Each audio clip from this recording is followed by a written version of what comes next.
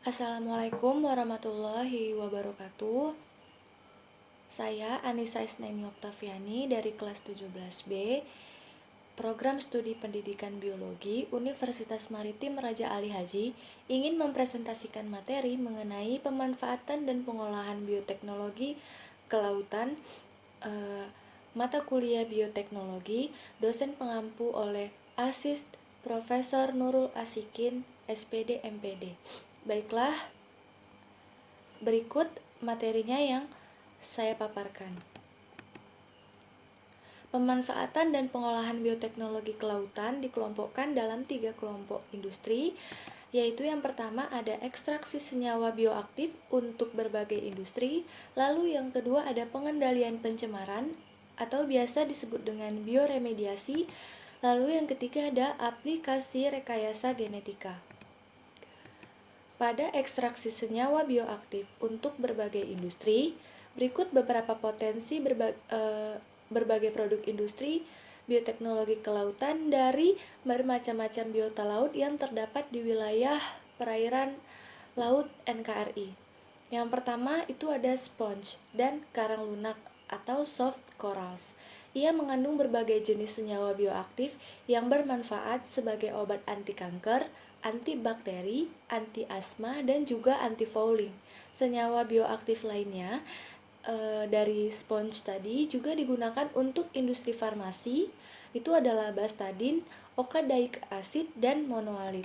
Berikut adalah contoh gambar yang telah saya paparkan. Itu adalah contoh gambar dari sponge atau biasa disebut dengan soft corals. Lalu yang kedua itu ada alga. Spirulina mengandung psikosianin di dalam selnya. Bahan tersebut telah diproduksi secara komersial oleh Dai Nippon Inco dengan merek dagang Lina Blue. Spirulina juga memiliki kandungan lengkap vitamin dan mineral. Spesies rumput laut seperti Eucoma cottoni, Eucoma spinosum, Sargassum, dan Gracilaria verrucosa yang hidup subur di perairan laut Indonesia. Agar-agar banyak digunakan juga untuk industri farmasi, makanan, mikrobiologi untuk kultur bakteri, dan dalam bidang industri kosmetik dipergunakan sebagai bahan dasar pembuatan krim, sabun, salep, dan lotion. Lalu selanjutnya itu ada invertebrata laut. Di sini ada Tridemnum sp mengandung bahan aktif untuk penyembuhan penyakit leukemia, B16 melanoma, dan M5076 sarkoma.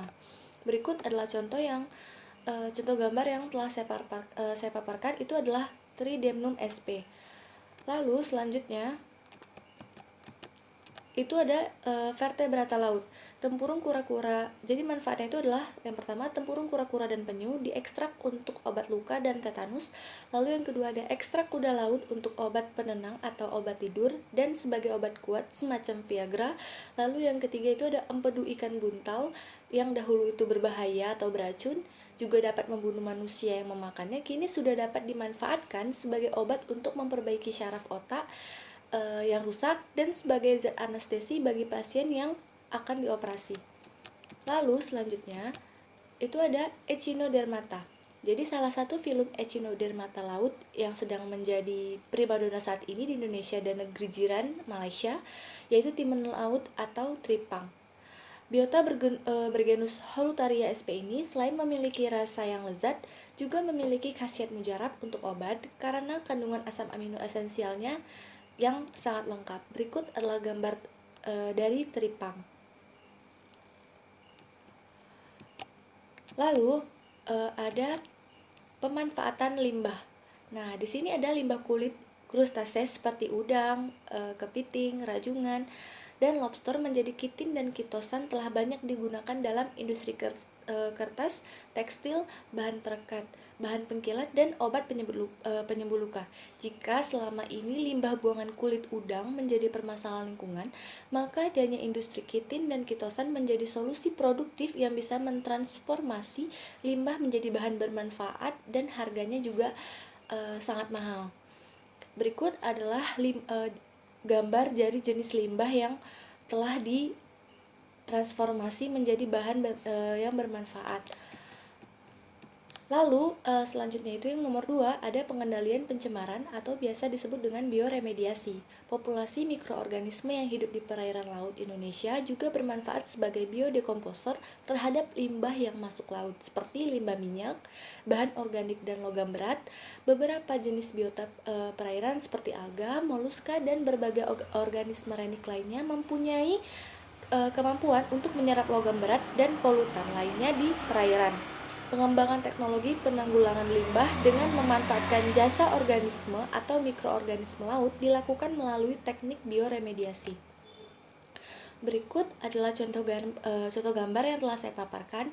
Di sebelah kiri itu adalah gambar bahwa itu masih kotor yang sebelum dilakukan bioremediasi. Lalu gambar sebelah kanan itu terlihat jelas sangat bersih bahwa itu telah dilakukan pengendalian pencemaran atau bioremediasi. Begitu terlihat sangat jelas bahwa yang sesudah di bioremediasi itu sangat bersih. Lalu yang ketiga itu ada aplikasi rekayasa genetika. Penerapan yang ketiga adalah aplikasi rekayasa genetik atau genetic engineering dalam industri bioteknologi. Salah satu penerapannya yaitu dalam mendukung perikanan budidaya atau aquaculture dan pertanian. Rekayasa genetik dilakukan pada induk atau bibit dan benih ikan dan biota perairan lainnya, tanaman, hewan untuk menghasilkan sifat-sifat unggul yang sesuai dengan keinginan kita seperti cepat tumbuh atau fast growing, resisten terhadap serangan hama dan penyakit, tahan terhadap kondisi lingkungan yang buruk, sanggup menghasilkan kandungan lemak omega 3 tinggi, serta sifat-sifat unggul lainnya. Nah, berikut adalah gambar yang telah saya paparkan. Di situ contohnya adalah ikan salmon. Nah, yang atas itu adalah ikan salmon biasa. Jadi itu ikan salmon yang belum dilakukan pengaplikasian rekayasa genetika. Nah, yang bawah itu adalah ikan salmon yang telah dilakukan pengaplikasian rekayasa genetika. Tampak begitu jelas berbeda itu karena salmon yang biasa itu belum dilakukan rekayasa genetika, itu lebih kecil dibandingkan salmon yang sudah diaplikasikan rekayasa genetika, itu tampak lebih besar, bahkan 2 kali lipat lebih besar daripada salmon biasa. Nah, kesimpulannya itu terdapat beberapa manfaat dalam jadi kesimpulan dari semua materi yang telah saya paparkan, terdapat beberapa manfaat dalam bioteknologi kelautan. Pemanfaatan dan pengolahan bioteknologi kelautan tadi itu dikelompokkan dalam 3 kelompok industri, yaitu yang pertama ada ekstraksi senyawa bioaktif untuk berbagai industri. Jadi pemanfaatan biota laut baik alga, hewan invertebrata, vertebrata dan limbahnya sekalipun dalam bidang industri yang menghasilkan produk seperti suplemen, kesehatan, perekat, obat, dan lain-lain. Lalu yang kedua itu ada pengendalian pencemaran atau bioremediasi. Lalu yang ketiga ada aplikasi rekayasa genetika. Jadi yang ketiga itu ada aplikasi rekayasa genetika.